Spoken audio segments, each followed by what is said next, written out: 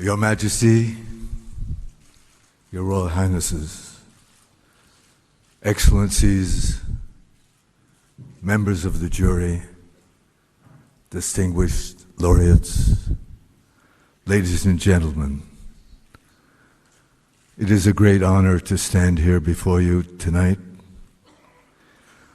Perhaps, like the great maestro Riccardo Muti, I am not used to standing in front of an audience without an orchestra behind me, but I will do my best as a solo artist tonight. I stayed up all night last night wondering what I might say to this august assembly, and after I had eaten all the chocolate bars and peanuts in the mini bar, I scribbled a few words. I don't think I have to refer to them. Obviously, I am deeply touched to be recognized by the Foundation, but I've come here tonight to express another dimension of gratitude. I think I can do it in 3 or 4 minutes, and I will try. When I was packing in Los Angeles to come here, I had a sense of unease because I've always felt some ambiguity about an award for poetry.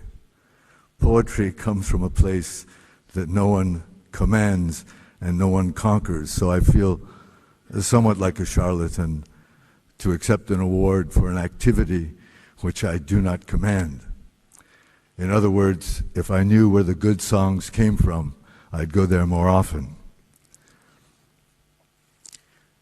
I was compelled in the midst of that ordeal of packing to go and open my guitar.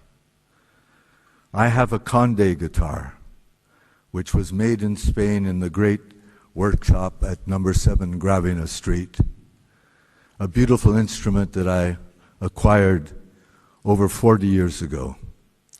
I took it out of the case, I lifted it, it seemed to be filled with helium. It was so light. And I brought it to my face.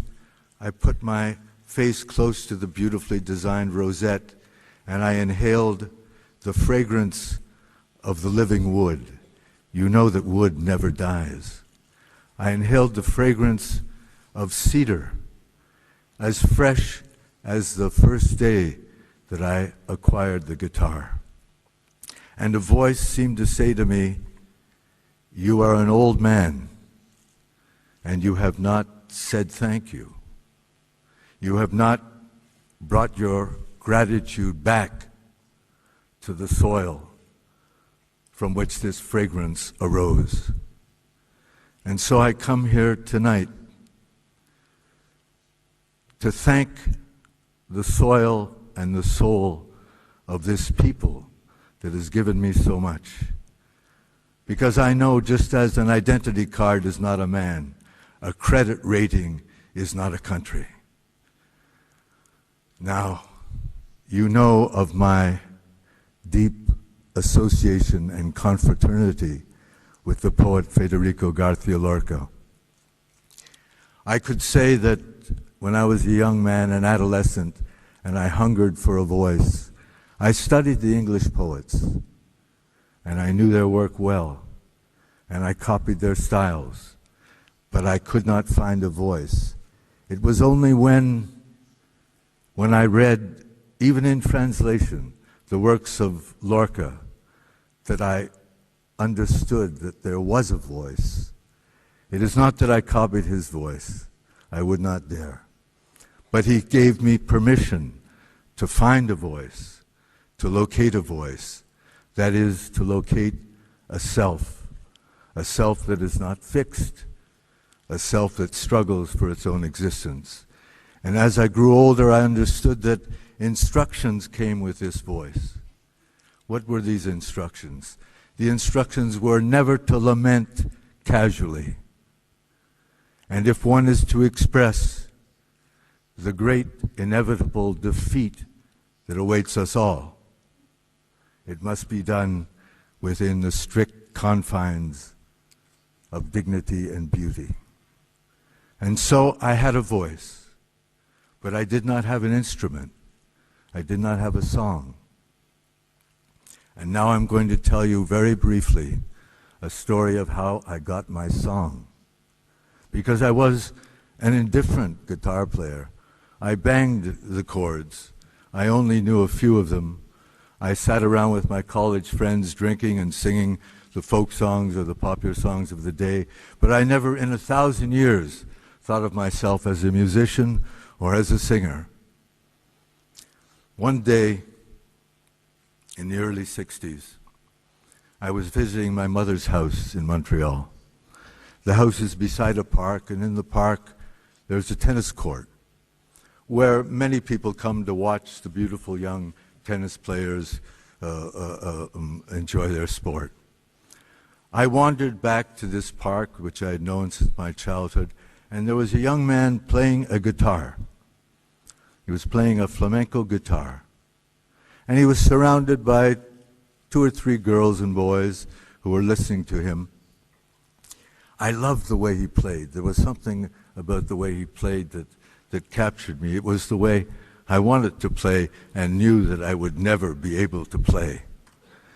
And I sat there with the other listeners for a few moments, and then there was a silence, an appropriate silence. I asked him if he would give me guitar lessons. He was a young man from Spain, and we could only communicate in my broken French and his broken French. He didn't speak English. And he agreed to give me guitar lessons. I pointed to my mother's house, which you could see from the tennis court, and we made an appointment. We settled a price, and he came to my mother's house the next day, and he said, "Let me hear you play something." I tried to play something. He said, "You don't know how to play, do you?" I said, "No, I really don't know how to play." He said, "First of all, let me tune your guitar. It's all out of tune." So he took the guitar and he tuned it. He said, "It's not a bad guitar." It wasn't a Conde, but it wasn't a bad guitar. So he handed it back to me. He said, "Now play." Couldn't play any better. He said, "Let me show you some chords." And he took the guitar and he produced a sound from that guitar that I'd never heard. And he played a sequence of chords with a tremolo. And he said, "Now you do it." I said, "It's out of the question. I can't possibly do it." He said, "Let me put your fingers on the frets." And he put my fingers on the frets. And he said, now play." It was a mess. He said, "I'll come back tomorrow." He came back tomorrow. He put my hands on the guitar. He placed it on my lap in the way that was appropriate. And I began again with those 6 chords, 6-chord progression that many, many flamenco songs are based on. I was a little better that day.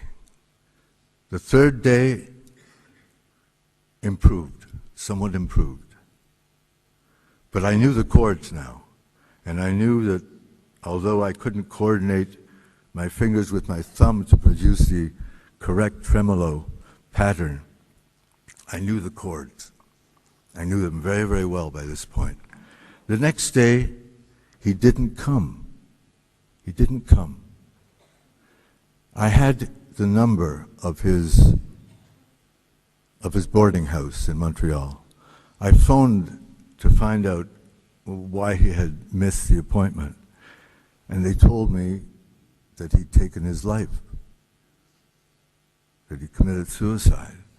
I knew nothing about the man.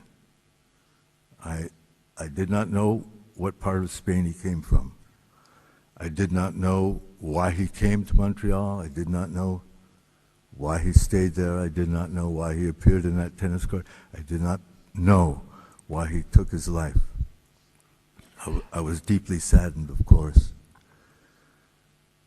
But now I disclose something that I've never spoken in public. It was those 6 chords.